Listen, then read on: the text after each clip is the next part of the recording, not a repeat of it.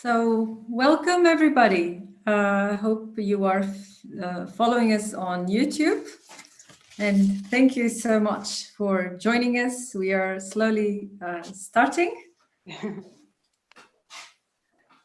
So my name is Lenia Marquez, and we are organizing this webinar also with Atlas and the University of the Erasmus University Rotterdam.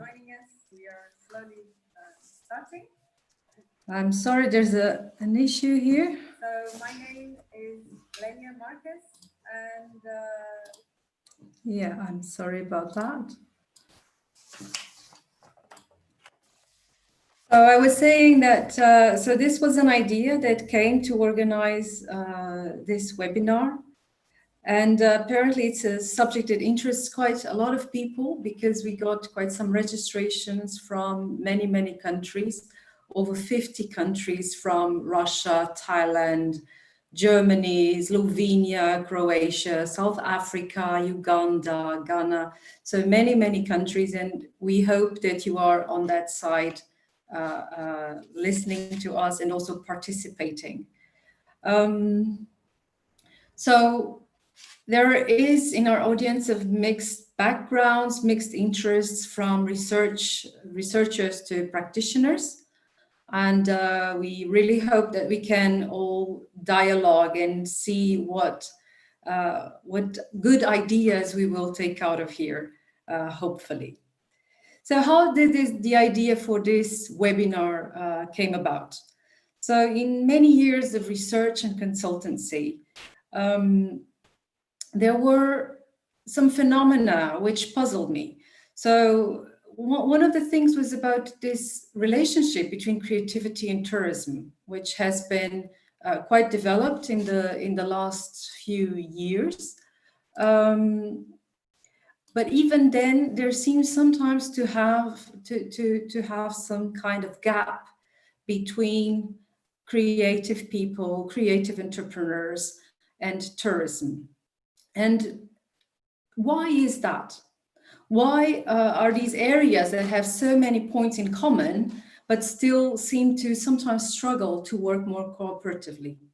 So trying to understand this also from the perspective of the makers, the creators, the artists, and the creative entrepreneurs, we are trying to understand how this relationship is, and if we can think of ideas on how to maybe improve it and make it even better, especially in a time now with COVID-19, where both culture and creativity, but also tourism, have suffered tremendously.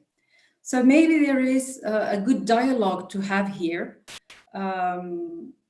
And we're trying to understand how we can foster these synergies between creative entrepreneurship and tourism in a way that can add value to the places where they occur, like, for example, cities. But also we should ask the question, is it necessary? Is it even desirable to have these links? So part of our research has shown some preliminary interesting findings that relate to the behaviors and attitudes from creative entrepreneurs, these makers, and also artists towards tourism. So what do they think? We found mainly four big groups that we can cluster for now. The first one would be people with a certain resistance to tourism and to work creativity and tourism at the same time. So this is where the worlds come apart. The tourist very often is seen as negative and even guilty of gentrification phenomena, for example. A second group, we could say, is where there is a little bit of an incipient work with tourism. So there are creative activities that include tourism. But here it's a less negative attitude towards tourism. So these people tend to recognize both negative and positive aspects of the tourism sector. And there is a little bit of openness to new business models or different business models. The third group is are people who integrate tourism somehow in their activities, and they are a bit more open to it. And also the image of the tourist here is a bit more positive. So people here tend to recognize the value and the good things, the benefits that tourism can have, but also they recognize the tourist as a person. The fourth group is an interesting group because it's the group that has a very strong link to tourism, and sometimes only depends, their core business is mainly tourism, and they're sometimes seen as too commercial. And they are quite confident in their role and how they can contribute to both the negative but also the positive impacts in cities where they are based. So these are, let's say, 4 groups that we have identified, and maybe having an idea of how these groups work will help us to understand what we can do and if we can do something to bring creativity in tourism a bit more together in their synergies. So in order to have a debate around these questions, we have invited 2 artists, Edwin Tromelin and Erik Cavett, and also an expert and also entrepreneur, Roos Geritsma from Amsterdam. And we hope that this will be a very fruitful discussion, which will be moderated by Professor Greg Richards, also an expert in these fields. And we hope you will also have a great time with us, and please participate in the chat. Thank you so much, and talk to you in a bit. The floor is yours, Greg.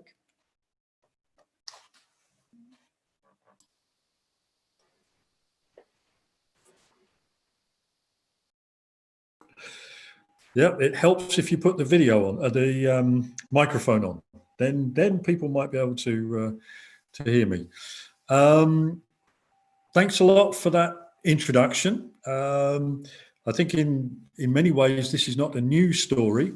The division between tourism and creativity reflects the division that there has already been between tourism and culture for many decades. So I'm not at all surprised that we're still talking about a division to be bridged. But of course, we're now in a situation where people are looking for creative solutions to problems that both of these sectors face. And so hopefully this will stimulate people to get together and to think collectively about potential solutions to the challenges that we are facing at the moment. This is something that we've been studying for a long time, and I will introduce each of the 3 speakers in turn. So I'm very glad to be able to introduce Roos Geritsma, who is one of our longest standing collaborators in the field of tourism and creativity. She works in the Creative Business Research Group at In Holland University of Applied Sciences in Amsterdam. And she also is involved with the Urban Leisure and Tourism Lab, which does some very interesting things around tourism, creativity, and the collaborative economy. So, Roos, I'll pass things over to you to tell us about what you do. Thanks, Greg. Welcome, everybody. I was very impressed about it. We are having visitors from so many different countries. So thank you for listening to our story, and I'm looking forward to debate with you. So first of all, I would like to express my gratitude for the organizers to give me this invitation. And it's with great pleasure that I would like to share some of my experiences and insights concerning urban tourism, education, and a network I've been working with for the last 20 years.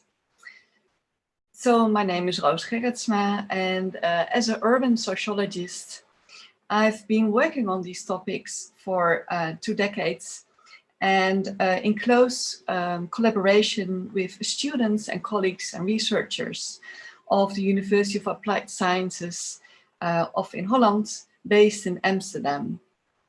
I'm mainly collaborating with the study programs in tourism management and leisure and event management. As a researcher, I'm currently taking part of an European Horizon 2020 project that will last until 2022. And we will use the insights that I will share with you in a second for our program. So next slide, please. Yeah, so I would like to share a story with you that for me started around 2015. This is the period in which many stakeholders in Amsterdam were experiencing a feeling of getting overcrowded due to tourism. Now, for those who don't know, in Amsterdam we have less than 1 million inhabitants, only 900,000. And we received 19 million overnight visitors. So you can imagine that one of the metaphors that has been used quite often in the public debate, which you can see on the left side of the slide, is a tsunami of tourists. Now, I don't know about you, but this image gives me a rather feeling of getting paralyzed. So I was searching for ways of how could we give more ownership to different stakeholders within our city. And I was also thinking, how could we do this as an educational and research institute? How could we facilitate this? Now, like Greg was saying, I erected in 2015, together with colleagues, the Urban Leisure and Tourism Lab in Amsterdam. And we brought literally the university into the field, into the local fields in a part of Amsterdam. And what I noticed is that in my contact with the field, I came across more and more creative entrepreneurs. So click please on the slide. And on the right side, you will see a whole list of, I call it the arrival of the creatives and the visionaries. Because they were not only creative, and I will elaborate a bit more about that later on, but I also had the impression that they were expressing a sense of urgency to create a better world. Lenya, maybe a 5th type of entrepreneurs. They were creating products that should be added to a more sustainable, a more inclusive, a more balanced city life. They were considering the practices of tourism as a strategy for change, as a strategy to develop such a better world. Just to name a few, like Airbnb, I came across with them a few years ago, and the group exists out of designers, coders, activists. When I asked them, so what do you mean by sustainable tourism? They said, oh, we didn't even think about that. Which was amazing for me, of course, because that's the only thing I think of. But it gave a very inspirational exchange. And we could really be of value as an educational institute to create and to, to feel more this whole concept of Airbnb. The idea behind Airbnb is that a part of the profit turns back locally into the neighborhood. But also, for instance, the tourist movement, Black Heritage Tours, there were academic activists, Tours That Matters, and Beter Boeken, which is an answer to Booking.com. Next slide, please. So they were creating and writing manifests. They were reframing tourism practices, and they called themselves catalysts for change. All very exciting, I thought, and refreshing. Now, I was the only thing who thought that, of course. It created really a world of opportunities. And within our Institute of Creative Business, we realized and we saw parallels in other sectors too. And we realized we had to change our way of educating our students and carrying out research. We even had to attract new colleagues, and we're all having to do a training of new ways of carrying out research. Ways of research that we call maybe human-centered design or design thinking or design research, methods that has a strong link with a lot of artists and creative designers.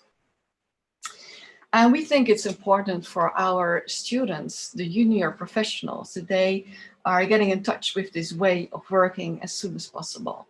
On the right side of this slide, you see, for instance, how we do this, how we use different models than before. Instead of, so to say, a boring questionnaire, we're using a modeling like the lady in red. That's Sylvia. She's an artist, and she's really afraid of the rural area of the north of Amsterdam. That's why you see a cow in the middle. And Sylvia was having a co-design session with us, with many stakeholders, of how we could create this into a way that we could all live with. So that's one of the things the Urban National Tourism Lab is trying to facilitate, to monitor, to create concepts with students and researchers. And right now, for instance, we're creating a positive tourism hub to the north of Amsterdam and further. So next slide, please. Yeah, so what's next? How will the post-COVID city life be? And of course, the urban tourism life within it.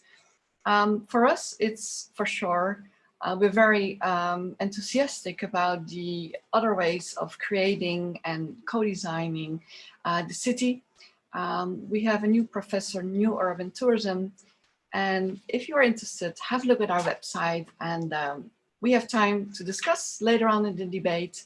You can also send me an email. Thank you for now.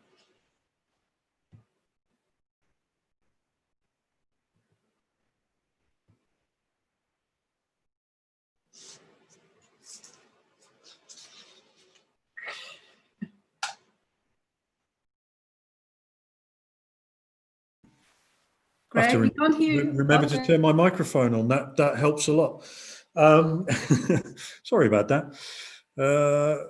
Anyway, thanks, Rose, for a very interesting introduction to what you're doing in the field of creativity and tourism. Obviously, there are people still joining us from different parts of the world. I can see on the YouTube feed as it scrolls past. I'd like to pass on to Edwin Tromelin, who is our next guest. Edwin is a filmmaker, and I've just been looking at interest with the trailer of the film that you've been making about the tundra in Russia and the nomads there. And you're basically a documentary filmmaker who seems to find very interesting things to film and to write about. I also see that your book on vodka is now available in English, so I will obviously have to have a look at that. So Edwin, you obviously work in a very different field from Rose, and maybe you can give us your insights on the relationship between tourism and creativity. Thank you.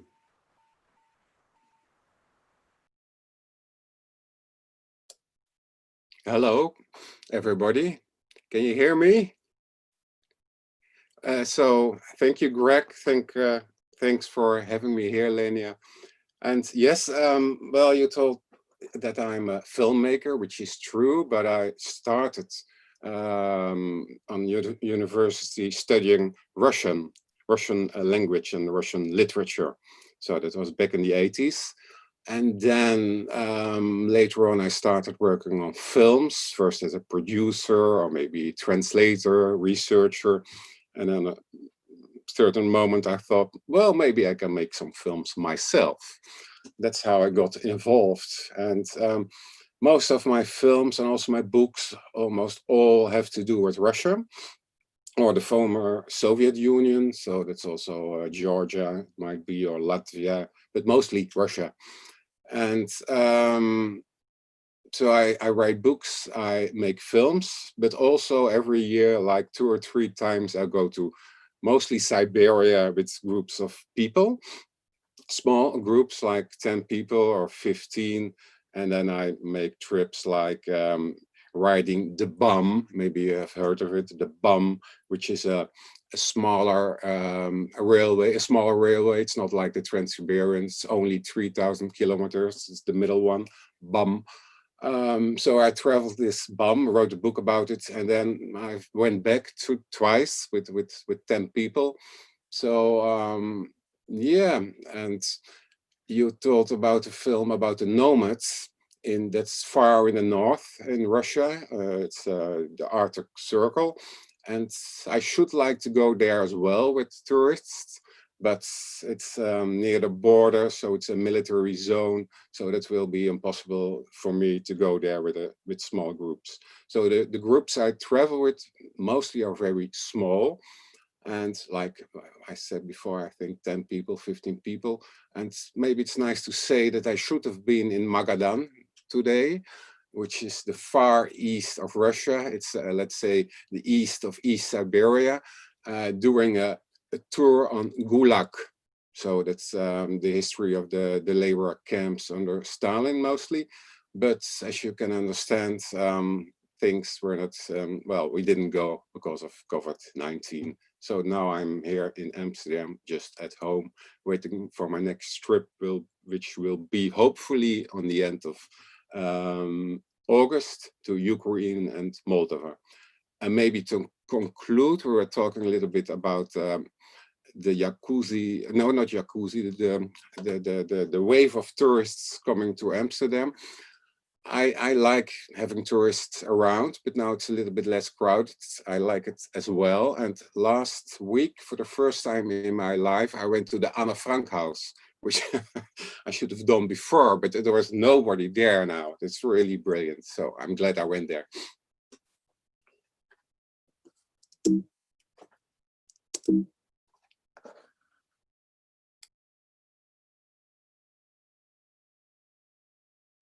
Microphone.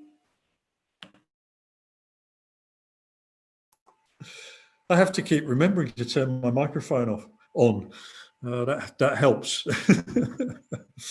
Thank you, Edwin. An interesting take on the way that Amsterdam has changed and the way the tourist experience of Amsterdam has changed with COVID-19. So hopefully you'll get back to Russia at the end of August.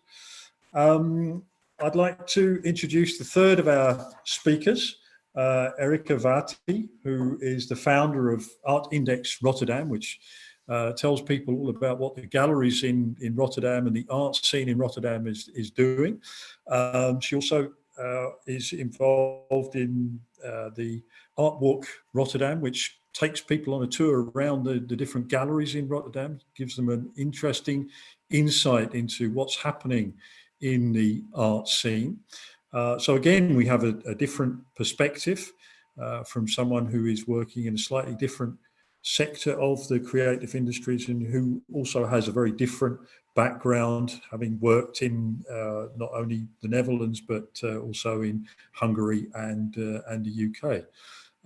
So I'll ask Erika to give us her views on the relationship between tourism and creativity.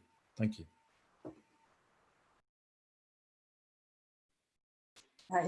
Hi everyone, and thank you for having me, and inviting me.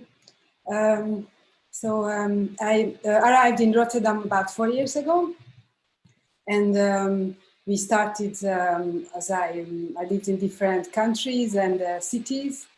I always looked at around like what's happening in the art scene. And when I arrived here, I missed this overview of the art scene in the city. And that's when I created or founded this Art Index Rotterdam, which is a listings and list exhibitions and events and all kinds of events actually, which is related to the art scene of Rotterdam. And this is a website and a quarterly brochure. And so after, so we funded about 3 years ago. And after 1 year ago, we realized it would be nice to have activity around these art venues and all these events and connect them and make more publicity. So that's why we started art tours. And yeah, so it was quite popular and actually become more and more popular. And sometimes the past tours before COVID-19 was quite fully booked. And yeah, I would say it was very, we have, yeah, of course, a lot of tourists also registered for the tours.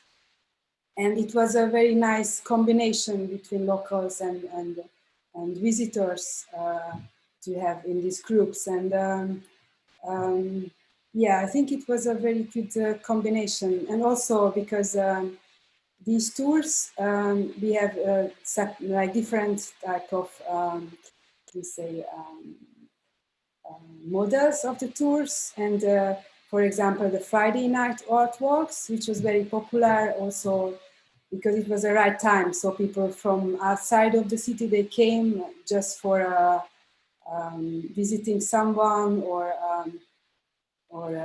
just around Rotterdam, just to have a night out. It was a perfect time. So we had lots of visitors from outside. And it was, we invited a local guest who knows about so can have a very local insight of the art scene and public art in Rotterdam. So it was a very, very popular, and yeah, I would say that's how we had a relationship with the tourism and tourists. I don't know if it was. No, that's great. Thanks very much for that introduction. At least this time I remember to turn my mic on. So we've had a brief introduction from each of our three speakers, just to give our audience kind of overview of what's happening. What we're going to do now is to start an initial discussion between or with our three speakers, and then we will open the discussion up to our wider audience. So please feel free to pose a question to all of our panel or any member of our panel via the chat function on YouTube, and we will transfer your questions to the debate or to the individual speakers as appropriate. Okay, so we've had three very different views or perspectives on the relationship between tourism and creativity. And the question that we're looking at in general is, are these different worlds? Are these worlds apart, or does bringing these different worlds together create new areas of opportunity? What do we need to do to make these opportunities happen? What are the challenges that will arise in doing so, and so on? So the first question that I'd like to throw open to our panelists is, how can we bring creativity and tourism together? How can we create opportunities for these two sectors while also minimizing some of the potential problems that we've also heard about? This tsunami of tourists in Amsterdam, for example. How do we develop a relationship between tourism and creativity without swamping the creatives who are producing all these interesting things that people might want to see? I don't know who might want to kick off on that, but maybe Rose, you have introduced the tsunami, so maybe you have some ideas about how we cope with the tsunami.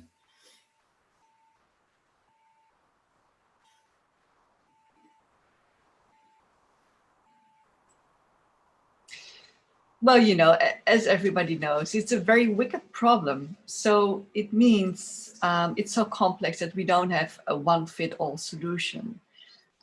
So I would like to bring in Ambal ideas, and maybe because I'm talking mainly now from the perspective of education, I think what we could do is bring, as soon as we can, creative entrepreneurs and students of other study programs together, so that they can exchange ideas and practices from each other as soon as possible.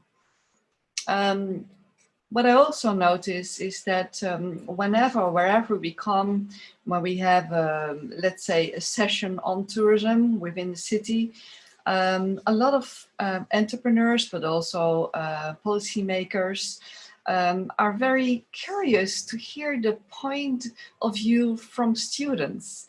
They are not always heard. Like last week, we had a presentation with our students, and they said we're not always taken seriously, but we also have ideas. So creative ideas, but also in this particular conversation about tourism leisure, for instance. Now, the last thing that I would like to mention is that maybe this sounds a bit overrated, but you know, try to bring multi-stakeholders together and to really give every participant not only the feeling, but also the proof that whatever they are saying or bringing into the conversation or co-design process, that they're taken seriously. When we talk about participation projects, we all know that there's a certain limitation, there's a certain tiredness amongst residents or researchers or creative entrepreneurs. They very often ask, oh, please come and think about something so the gentrification process won't go that fast. I think we all know examples of these kinds of requests to artists. And so I think COVID gave us the opportunity more or less to reflect and to rethink and to reinvent how we can approach such a complex problem of, in certain cities at least, of over-tourism. Okay, thanks, Rose. So students have a role, arguably, and clearly educational and knowledge institutions should be having a role in stimulating debate on these issues.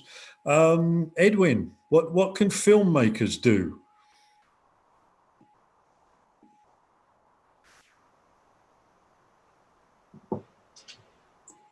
Now you can hear me.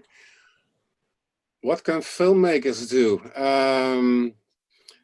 Well, I think you mentioned the film I made on the tundra.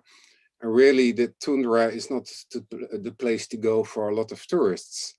So maybe making a film really helps people to visit parts of the world where it's hard to get to. And it's hard to get there in times of COVID, but it's also hard to get there in normal times. So I think as a filmmaker, well, I can show the world to the people, and they just can't stay at home. So I think it's really a big point. From the other hand, as a tour leader, I go to Siberia, and my antennas also are always open for subjects. So it's a kind of a cross influence. So I'm showing the people the way people live in Siberia or how the train rides, and at the same time I think about making a movie about it. So showing the people the world at home. that's yeah. possible. Do you think your position as a maker, as someone from the creative sector, gives you a different way of dealing with tourist groups, of interpreting the world for tourists from a traditional tour guide, say? That's not so easy to answer, but doing research for books or films, I, of course, meet a lot of people. And when I travel with tourists, we often meet those people. So in this way, I think as a filmmaker or writer, I come close to the people, native people, let's say it like this, are the people who are living there. And well, it's really nice that people who travel with me, or they read a lot about Russia or Siberia, they also read my books.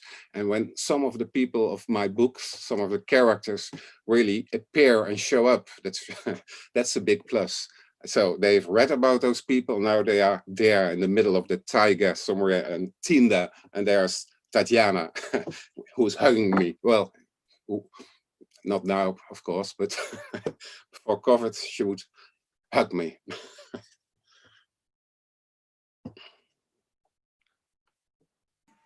Okay, thanks a lot for that. Erica, I mean, you also work with small groups, taking them around a slightly different setting, which is Rotterdam rather than the tundra. How do you think we can bridge the gap between tourism and creativity? I think connecting people, like the locals and the tourists, is I think it could be a bridge, because in our the tour, so the way we designed our tours was more like creating a community and connect people. We always try to emphasize it, and I think art is a good point to connect people. And so when the tourists can also give something to the locals, and so that's they bring something in, and then that's how they connect the locals with the tourists. I think it's a good way maybe to bridge. As I said, art is a good point where everyone can connect with each other.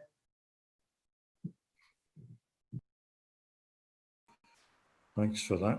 Do you think that the galleries that you go to appreciate having a wider audience than just the locals? Do they actually like having tourists around, or would they rather just talk to people from Rotterdam?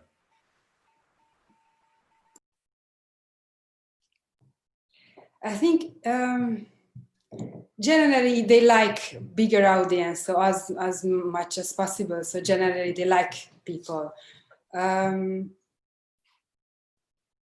maybe if there is, because we also organize events, like for example Art Central, when it's a season openings for the galleries, that's where more people come from outside to the city. That they like that more when it's something more organized. And but I think generally they like when more people, as many people as possible in the gallery. Everybody likes a bigger audience. Exactly. Yeah. Okay. Well, at that point, I'd like to throw things open to the questions from our audience, which is growing slowly but surely. And we have people from various parts of the world beginning to pose questions related to our discussion.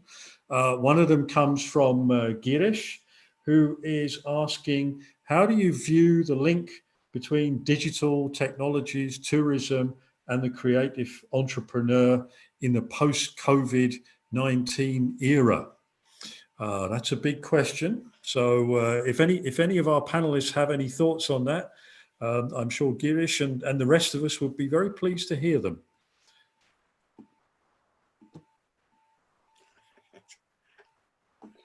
Maybe as I can, digital technology, maybe it can be fit into that categories. We had a do-it-yourself walk, which is basically we provide instructions online to people to have their do-it-yourself walk, which is they can do it themselves, so they don't have to meet people. There is not a big crowd, so it fits exactly for the situation now. So And it was popular. So it's, yeah, you can just download the map and the instructions. And Okay, so do it yourself, creative tourism. Okay, so putting things online is obviously one way of doing it. Rose, do you have any Yeah, suggestion? well, I was thinking on the last slide I was showing, I didn't mention it, but it said the Reinvent Tourism Festival that the On-Tourist movement organized just a few weeks ago. I'm sure you can find a lot of it still on the web. And in fact, it was overloaded with technology, way of how to use technology during the COVID period. I must say, we're almost talking about post-COVID, but we're still in it, I think. And so we had several examples, one a bit similar like Erika was mentioning, but also, for instance, hotel from Indonesia, which is run by a former student of us. And they weren't able to have guests, obviously, and so they organized a virtual hotel staying. And for only $10 each, you could get a 7 days package, so to say. And every day they would show a different aspect of either the cultural life of Indonesia, or like a cooking session, or the hotel, or they were explaining things. And because it was only $10, they had about 200 or 300 people who signed up.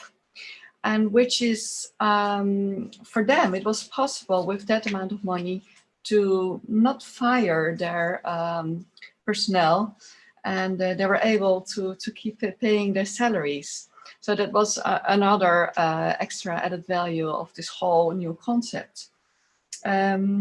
So it's true, thanks to technology, I would say that a lot of new possibilities, or possibilities that were already there, like Edwin was saying about I can show, it's true, you visualize, you make it possible for people who can't or won't be able to travel to the east of Siberia to bring it to us. So, and I think this is maybe also maybe a glimpse of the future, you know, because there's more and more debate. Is it reasonable that we are able, or some of the people on Earth are able to travel as much, or seems to be as much as they can? So maybe, yeah, like Edwin was saying, these kind of, or the virtual hotel, more virtual things are maybe part of how tourism will look like in the future. Also for climate change reasons, and so on and so on. Indeed, yeah. Maybe so we won't have any more conferences. We'll just have webinars instead, and that will yeah make a contribution. Exactly. Edwin, did you have any thoughts on the post-COVID situation? Well, I have to. The mic is working. I'm still not sure. Yes, Yeah. it's working. Okay. Well, mostly my films are, of course, shown on television.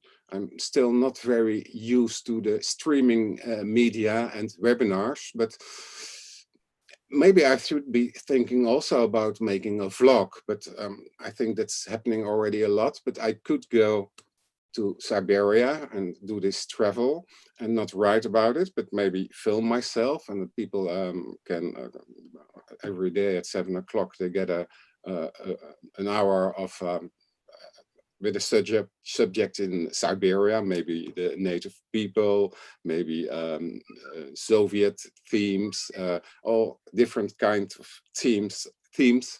So, well, that's for me. It's an interesting idea. I should work out this concept maybe. So really to make vlogs and to make, because I agree with Rose, probably people are going to travel less after COVID, or people maybe should travel less. And yeah, I don't know. And that's maybe also people want to see things and to experience things. so to offer them in this way this kind of experience. And well, it's maybe a little bit egoistic because I will travel myself doing so, but yeah. And also I thought today, like the climate change here in Holland now, it's 30 degrees. Why should all the people go to the beaches in the south of Europe? Now we can stay at home, and the few travels we will make should be quality travels, maybe with involving a lot of local people, because that's the way I'm traveling in Russia. We are all kind of rare people in Siberia. People like to see us because there are hardly any foreigners over there. So maybe concentrate more on theme travel and how do you say, travel with content, and less hobby traveling or sunbathing, or you can do it at your own beach. Okay, thanks a lot. Yeah, Iwona was also asking what my views were on post-COVID-19 travel. I don't think we're there yet. We're still in the COVID-19 travel. And what seems to be happening is that people are traveling a lot more domestically, becoming tourists in their own country or their own region or own city. So that, I think, in the short term will give people an interesting new insight on, you know, how creative and culturally rich their own places are without having to travel to other destinations to see those kind of things. So maybe in the short term, hopefully Edwin will be right that, you know, people will start thinking anew about whether they need to travel long distances. But I think that that kind of drive in the longer term will see a kind of new normal in travel emerging. The real question will be what effect the recession will have on the travel industry itself. Whether the travel industry will still be there in the same form is an interesting question. So I think in the longer term, it really depends on the economic impacts and how governments also react to the kind of pleas of the travel industry to restore the old normal as soon as possible, because that's what the people in the travel industry want to do. They just want to go back to doing things the way they have been doing them, which is unsustainable.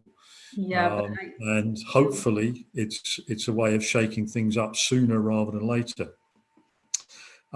We have a number of questions coming in on the YouTube feed. We have Shirley Newland, who's from Rotterdam, asking about how can we mitigate the effects of gentrification using these new relationships. Perhaps Rose, this is a question which you might want to think about. Mm-hmm. Hi, Shirley. Nice that you asked this question. Well, that's also, of course, a very wicked problem, as you know. And the Horizon 2020 project I was mentioning in my introduction is, in fact, focusing on this topic. And we've only just begun. So I would certainly like to talk with you about this more in the future. For now, I think a few things are maybe relevant to mention. Greg, you were saying, yeah, okay, the traditional tourism entrepreneurs, they want to go back to how it used to be. Maybe you're right, but I also see really a change in the whole discourse, also among hotel owners and the so-called commercial parties. So this whole reinventing, redesigning how we are going to do this. In other words, maybe you've heard of regenerative tourism, which means that we also think about the whole ecosystem we're living in. I think is showing us ways of how to choose. Now, gentrification, of course, it's interlinked with so many other processes. if I'm only stuck with the example of Amsterdam, the feeling people have, not only subjectively, but also objectively, of being pushed out of the city is not only caused by tourism, as we know. This is also caused by policy decision. This is caused by money from either the Netherlands or outside of the Netherlands. People were buying houses, turning blocks into Airbnb places. So it's not that easy to give a simple answer to your question. I think within this new debate, and when you think about the wishes of trying to spread tourism a bit more out of the inner city, a bit more to the outskirts of the city, you could even, and now I'm almost scared to mention this, see tourism as a gentle form of gentrification.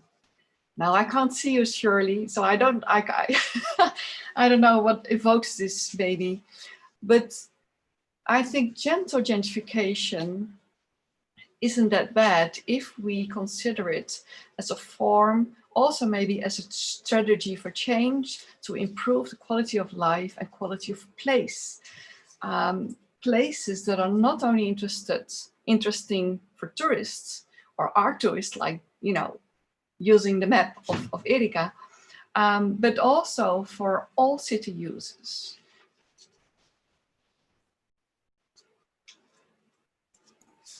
Thanks, Rose. I like the idea of gentle gentrification. I might have to steal that.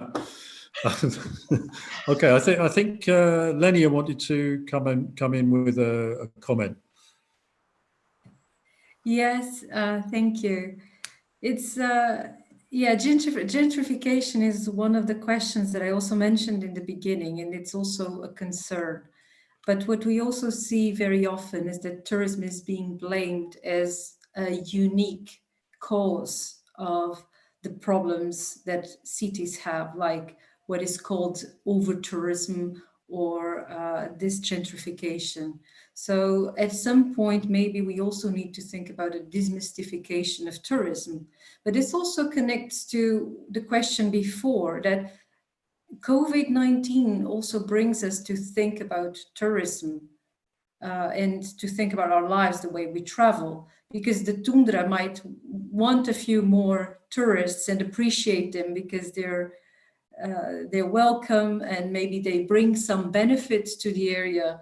But in places like Amsterdam or Lisbon or Venice, it's another story. So we have different places. Now, if we come back to the digital, the question about the digital and the comments of Rose on how this is all changing, we will have to change our ways of traveling. And I think there will be changes, either the travel industry wants it or not. Because it's not just about the industry, it's also about the consumers that are wanting other things. And the digital will also play a role, although not replacing and killing, like Shumadu was saying in one of his comments on YouTube, not killing the human element. That will have to be there, because tourism is about humans coming together at some point. And also responding to some of the comments that we have on YouTube, it is indeed an opportunity maybe to think how the tourist can also be the local. And there is a question there also on how can we bring the locals to use touristic products. Well, we have some good examples with Art Index Rotterdam, but also with another of the people, at least with one other person working on YouTube, who is 5 Bogota, Colombia. They also are developing new products now. So maybe Erika can say something a little bit about that relationship with the local, and then maybe Rose can follow up on that.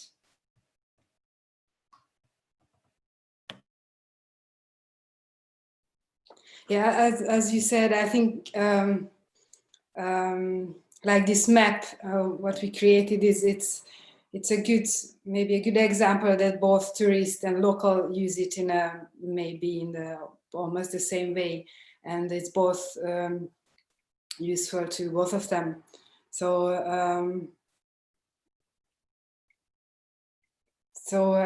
yeah, I think yeah, I don't know, I'm not sure if it's the I'm answering.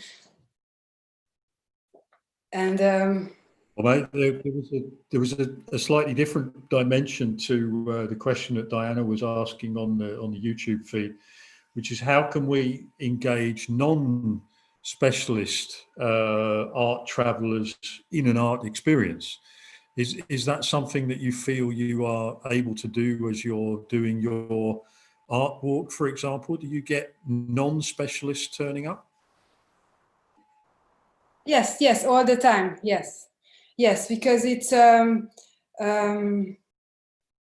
what we provide. Basically, what we want is to get what we have is insight to the art scene. So, and people who don't want, or they want to have know more about art, or get into they never been to a gallery, but they're afraid of going to a gallery, or just want to know more about art, they come to us. So that's yeah.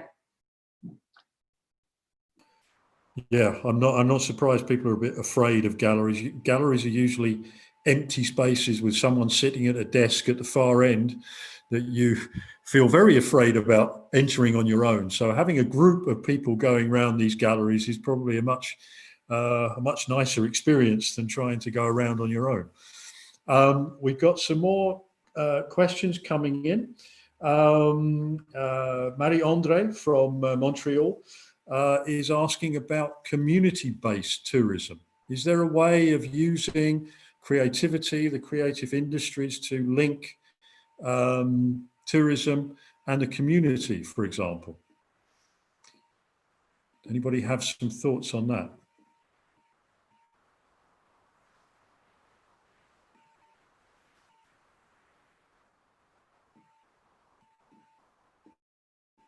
Erika, do your tours link the people who visit and the local community in any way? Yes, certainly. Yes, because yeah, we have this on Friday night walks. We have these guests, and yeah, this way, and also they often people turn up just to get like locals to get come just to have a different to see the city on a different way, because we show things you normally don't see. If you live in a city, most of the time you just don't look at certain things on the street. So they come to us. So the local also come to us. And usually at the end of the tour, we like to have an introduction and a discussion between the people, have a drink together, so create this community. And oftentimes they just share email address, and they after they contact each other. So I think it's they connect, definitely connect the locals with the tourists and yeah, and art. Okay. Yeah. We also had a question about how does a leisure and tourism, an urban leisure and tourism lab work. So maybe Rose, you could tell us a bit about how a leisure and tourism lab functions to bring locals into the debate as well.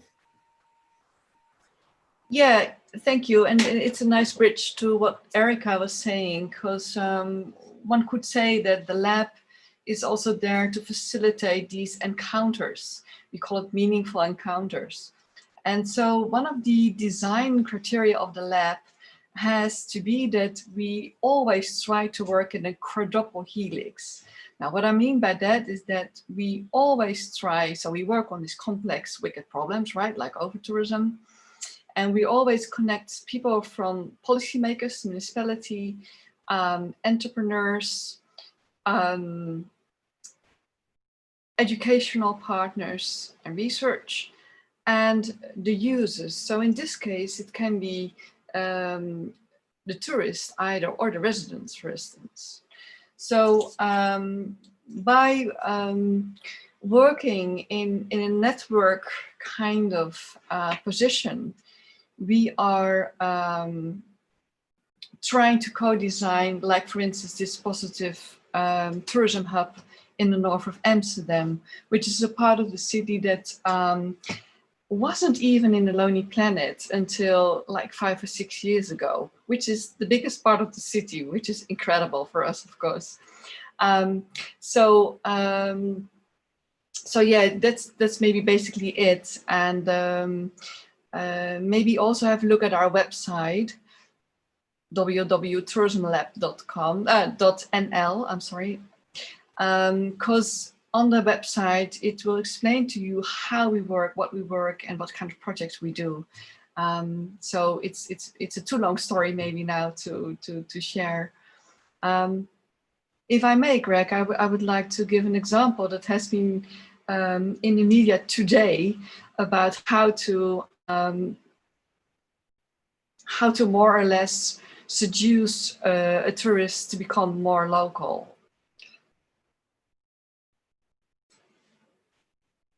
So I see you nodding, so I will mention it. Yeah, so another way of framing a tourist since a few years is considering them as a temporary local. And I think most of us can relate to this, that if a resident doesn't recognize you as a tourist, it feels like, yeah, I'm kind of blending in. I can imagine that Edwin is sometimes considered as being a Russian. I had the same in Copenhagen, for instance. People started to talk in Danish to me. So the idea that was proposed today by a group of creative thinkers is to oblige all tourists to buy an Amsterdam passport. And with that document, it's cost 50 euros. And in fact, it's a small booklet of vouchers of 5 times 10 euros that they have to spend to cultural institutes or, you know, specific partners to spend your money locally. So I don't know what the legal sides are of this, but they see it as an instrument to even increase them to at least 100 euros, with maybe next year or the year after, if the number of tourists is increasing again with an unimaginable speed. Oh, it's an interesting idea. The vouchers concept has been around for a while. Sure. I know that people in Barcelona have been using it in creative tourism schemes. So it could work, but whether people will be willing to pay the 50 or 100 euros for it is another question. Perhaps Edwin, you obviously work with local communities when you're taking your tourists around, when you're making your films. What contribution do you see the link between tourism and creativity making to the local communities that you work with? Once I had this trip to the BAM, the railway, the Baikal with tourists. And then we also have a sub-theme, which is native minorities or local people. And we went on the Far East, we went to a school, a primary school with my group. And the children over there had prepared themselves, and they made a lot of drawings for the people of my group.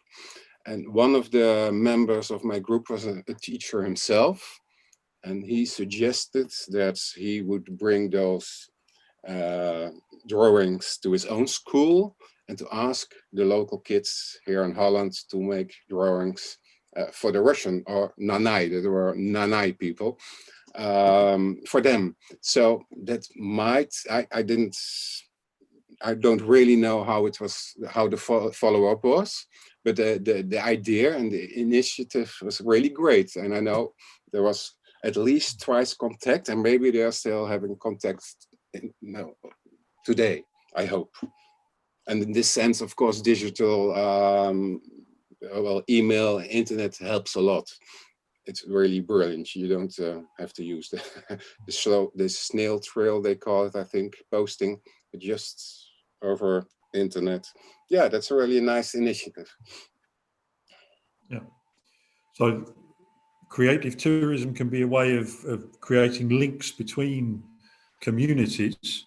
What about creating links between artists and makers, for example? Are there examples of these kind of links growing up as a result of people traveling? I'm sure there are. I'm trying to think of an example. Yeah, that's another thing. I once went with a camera crew to Odessa, and one of the members of the crew, he wasn't a tourist, but he saw this statue of Ostap Bender in Odessa, and it's a big story. It's a very famous Russian statue, which is a chair, and local people, Ukrainians, all know this book with the chair, and they all want to sit on the chair. And this soundman, thought, well, that's a queue in front of a chair. That's really curious. So he started up thinking of a new theme for a film. What was the book? What is the chair? Why are all those people being photographed near this chair, near this character from a book from Ostap Bender? So he was not a tourist, but it made him think about making another cultural movie. Yeah, okay. Lenia, you've been talking to a lot of cultural entrepreneurs in Amsterdam and Rotterdam and elsewhere. Do you have any insights on how we can bring the artists and makers into this process? Well, that's the 1 million question, isn't it? I think, yeah, it has to do also with some openness. And sometimes people, what I've noticed during my research is that people are not always even aware. So they don't think of the possibilities. Some see tourism as something that has nothing to do with them. And then you start talking to them, and then slowly you see, well, but there's something there. And I'm sure that, for example, Erika can tell us, for example, about international collaborations. When you go and do a residence, you're a tourist, but also when other people come and visit you and contact you for a project, you might not think of yourself as a tourist, but you are a certain type of tourist. So maybe, Erika, you can tell us also a little bit about these international collaborations. Yeah, I think artist residencies or it's a good way to get into a local scene, because you go somewhere and then you go with a purpose, and then you kind of halfway become a local, or because you have a project there, and then in the same time you are a tourist because it's everything new. So it's a good way to become a kind of halfway local. But I also, for example, Rotterdam is a festival city, so it's a lot of festivals all year round, and it's events that people come here. So it's really international events here. For example, the film festival or the Art Rotterdam. It's an international events, and they come here, people from outside, and so they're taking part in programs, and it's also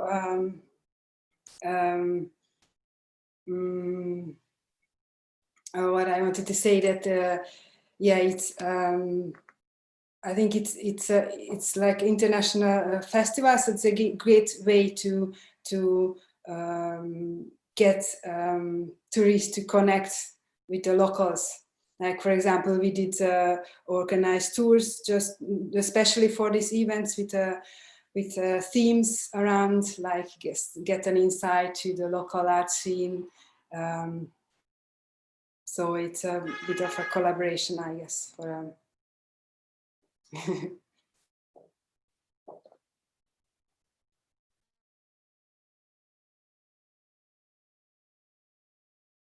Try and find my mic again. Yes, thanks very much, Erika. We've got questions still coming in on the chat. For example, Larissa Almeida is asking, what's the role of public policy or city governance in supporting creative activities in the community? Larissa is from Brazil. So maybe the perspectives from the Netherlands will be a little different from the Brazilian situation, but perhaps we have some ideas which we could share with Larissa and the rest of our audience.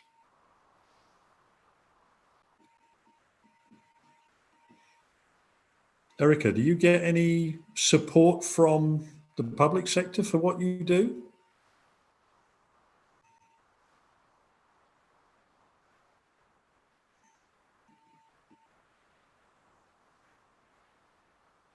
So can you repeat the questions? Sorry. Sorry, it was a question about the role of the public sector governance systems, and I was just asking whether you get any support from local government for what you do, for example. Yes, actually we have the city art city council, the CBK Rotterdam. So we had so they were very generous from the beginning, and they offer partnership for 2 years. So we had also support from them, but it's not the whole support we get. So we also got from the galleries and museums. They also pay contribution fees. So it's all together. But for example, the tours, CBK, the Arts Council was really, it was also, they also was important to them to advertise the local art correction. So they were really have with us with the tools, so we could offer for free for the participants. So it was a great support. Yes. Okay, so in Rotterdam, there seems to be an emphasis on using tourism as a way of opening up the audience for culture and creativity, for example. Yes, I think because Rotterdam has a very huge public art collection, so it's called Bekor. It's quite huge, so and it's important to also for tourists or locals to really know them, because sometimes they are very hidden places, and so sometimes you really have to know where are they, because okay, thanks. Edwin, do you have anything to do with the public sector or city authorities, regional authorities, with the work you do? Do they encourage you to come and make your films, for example? Well, in those small villages far away, we are often invited by the mayor of the village, who shows us around, and the people over there are really willing to get more people to show their life, their village, their town. And well, slowly there are some hotels opening up. They are very willing to get more people. On the other hand, it's still not so easy, for example, to get to Russia. You need a visa, and then it takes a few weeks, and people are always afraid, travelers, tourists, that they will be refused. So first buy a plane tickets, and then so they wait for the visa, and then they book a ticket, which can be too late. So from the national point of view, it's difficult, but the local people in the villages, they're very willing to have us there, really. Yeah. And it's also a nice story. I once was making a film in a prison camp in not Siberia, in Russia, 500 kilometers from Moscow. It was 2000, quite a time ago. And people were really thinking how to make money. Also the people from those, the authorities of the prison camps. And they really were suggesting to us that we should bring tourists and to have a tour around the prison camp to see how the inmates live, how they work. And well, in 2000, that might have still been possible, but now in the circumstances of today, it's not a good idea, I think, not anymore. Yeah, I can imagine that might be a little tricky, but that underlines one of the key issues in this whole relationship, which is earning money. Presumably, nobody does anything unless there's some money to be earned. And from the kind of descriptions that we've had of the activities that are going on, these are all relatively small scale things. So nobody seems to be making millions and millions, but presumably there is some money to be earned, otherwise these things would not continue. So do you see ways of creating business models that might be sustainable in the longer term, that would help the people in the creative sector to earn money from tourism, for example? Oh, hard question. Well, a little bit more encouragement from the government would help. And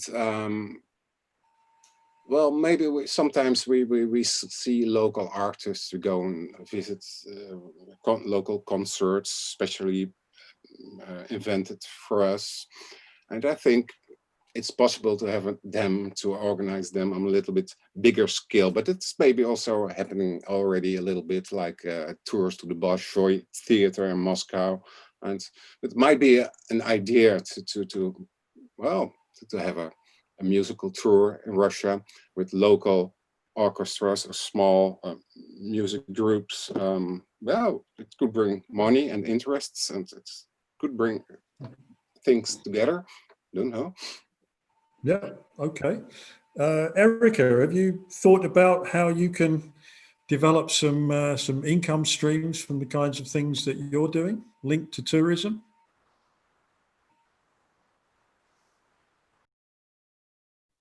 I mean, the tours, it's in some of them we ask money from the participants, so it's an income.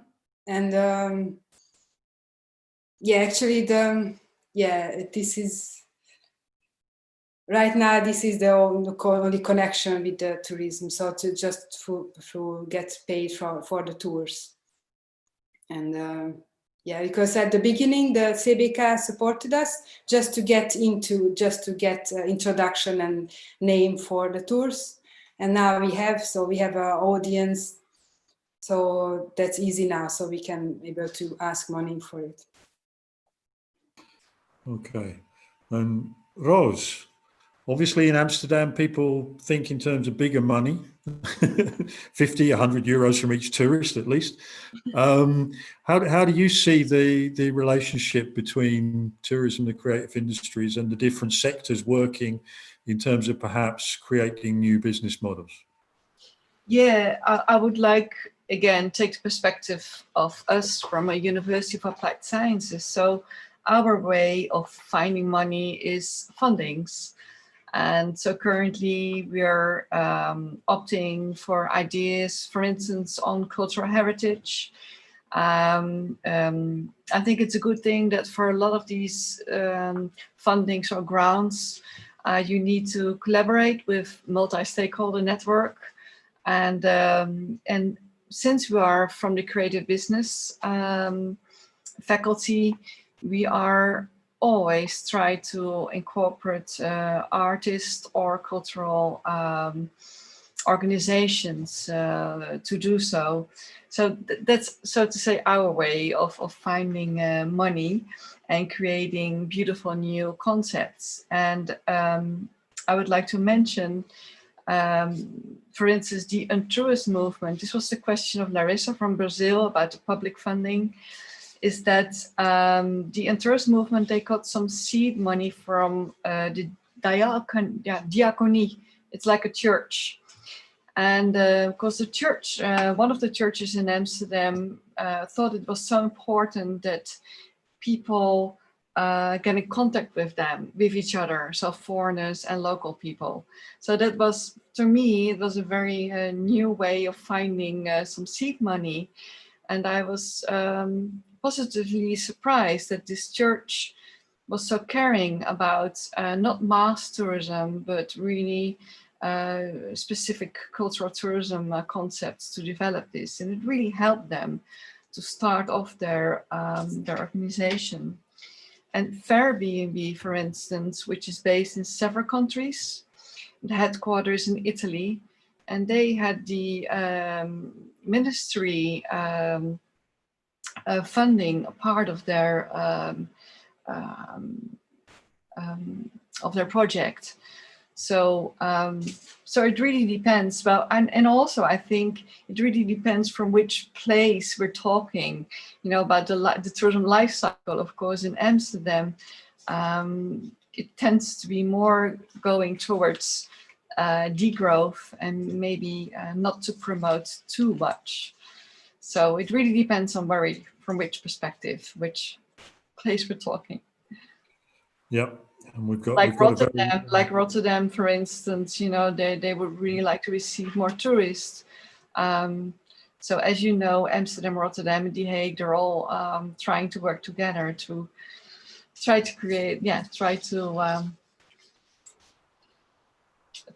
to more or less seduce them to go to Rotterdam, not as a day visitor, but as an overnight tourist. So they spend more money. yeah, of course. Yeah. Okay, I think Lenia wanted to say something about creative tourism. Yes, because there was also a question, and of course, when we talk about creativity and tourism, creative tourism is something that always pops up, and rightly so. And creative tourism is an interesting one because we, in this last discourse, in this last discussion, the word money, economy came up quite a bit. And tourism is an economic activity, sure, of course, but there's also a social side to it and a cultural side to it that is often forgotten. So there's also value in that social and then in that cultural side. And creative tourism brings a little bit these different sides together. It is an economic activity, but it puts the social also in this activity. It's very important, the human element, like somebody was saying in the chat. But it's also about culture because you teach or you learn about somebody else's culture. There is an exchange. Like another person was also talking in the chat, an exchange between somebody local to somewhere and somebody who is not from there, or even with locals. You would be surprised how many times people say, oh, I had never found this out. And I bet Erika has seen quite a few of those in the tours, like people from Rotterdam not knowing the galleries or not knowing some project. So it's also a way of finding out the places where people live as a local.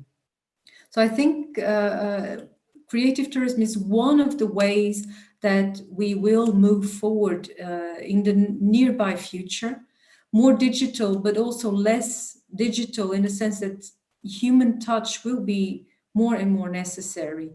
And of course, in the middle of all this, the digital can help with networks, and even creating events, digital and physical in the real world. So all of this is possible.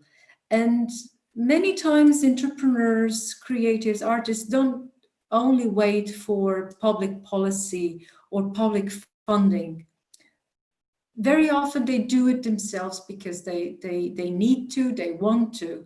And sometimes they do look at tourism as only the economic side, like, okay, this is something I need to do. But there's others who also consider other sides, like the exchange, because they also consider that they might gain something in the exchange and not just economically. So maybe the future challenges us to think of how these exchanges can be done in a more meaningful way. Of course, also as an economic activity, because people do have to live. They have rents to pay, they have studios to pay, and they have to eat at the end of the month. But they can also still do the things they want while sharing it with people who are intrinsically interested in their work. And creative tourism might be one of the answers, because it can also be a more sustainable form of tourism, like Roos was to think about. You understood what I meant. So I think this is a good way and a positive way of finishing the webinar. Maybe before I do the thank yous, maybe you want to say something, Greg, about that. Well, I think the points you made about creative tourism really provide a good wrap up. I'm sure that the issue of locals engaging in creative tourism will become more of a research area in future, because at the moment we don't have a lot of tourists in plenty of places. So there are more and more locals engaging in these kind of things. And very often the local connection is overlooked in the research we do, because we tend to focus on tourism, being most of us tourism researchers. But the link with the local, I think, will be more and more important in future. Don't know if you have something to finish, if you want to say, our guests, Edwin, Erika, Roos, if you want to just say something briefly to our audience. Maybe I'm going to organize a tour to Russia, how to make your own vodka, and then you'll get involved with a lot of local people. I'm sure that's a challenge for me. Keep us posted.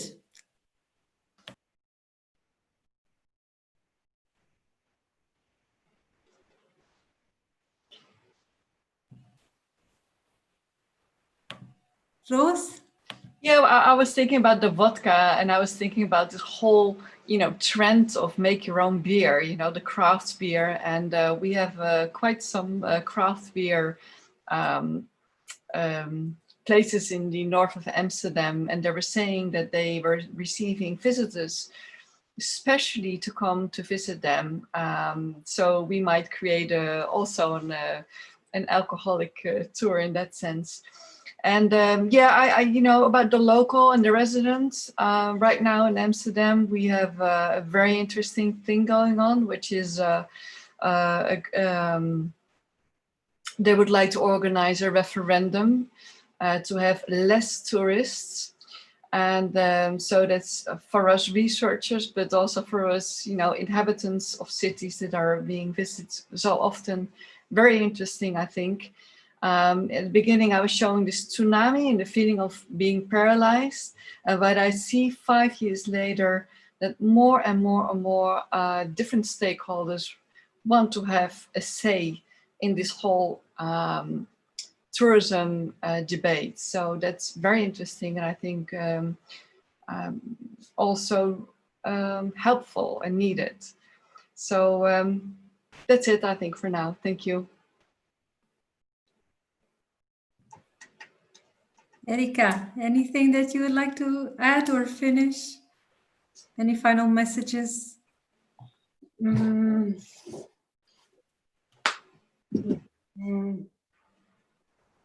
I think no. Just come to Rotterdam and Yes, come to Rotterdam. Pick up one of the brochures physically. You can also check it out online and meet Erika in person in Rotterdam. Beautiful city, beautiful project. Exactly, and it's changing every time. Like it's in 4 years, it just with all these buildings and everything I really love this city because it's changing a lot. very Yeah, dynamic city. maybe my colleague will get in contact with you, Erika, because we're also starting an urban living lab in Rotterdam, so that might be nice. Get in contact with you. Thank you. Yeah, we will all be meeting in Rotterdam soon. Yes, Rotterdam is a new Amsterdam. Hopefully not. Rotterdam is Rotterdam and Amsterdam you're will be Amsterdam. You're right. Two beautiful cities in very different ways. So I would like to thank our guest speakers, Erika, Edwin, Ros, for sharing your insights and your experiences. It has been really lovely to talk to you and have this nice discussion. And thank you to Professor Greg Richards for moderating so nicely the discussion and adding a few thoughts and putting it all nicely together. And also thank you to Vushama Tuferu, our student assistant, who has been helping to organize this webinar since day one.